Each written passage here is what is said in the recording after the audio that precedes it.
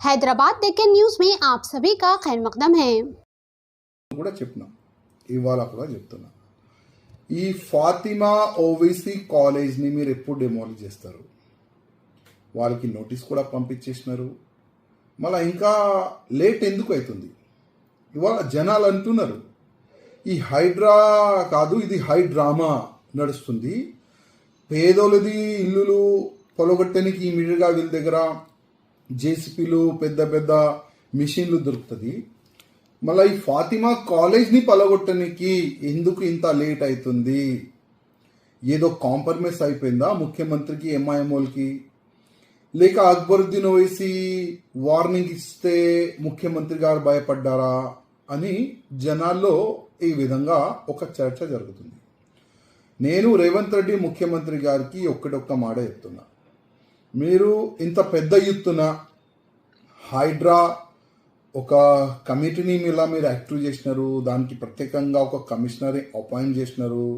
ఎక్కడెక్కడ చెరువులు కబ్జా అయింది దానికి మళ్ళీ ఒక్కసారి క్లీన్ చేయాలి, చెరువుల్ని కాపాడాలని మీరు డిసిషన్ తీసుకున్నారు.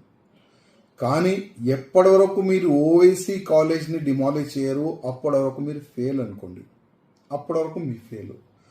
ఏ రోజు మీరు ఫాతిమా ఓవైసీ కాలేజ్ని డిమాలిష్ చేస్తారు కదా, మొత్తం తెలంగాణకి మీరు హీరో అవుతారు.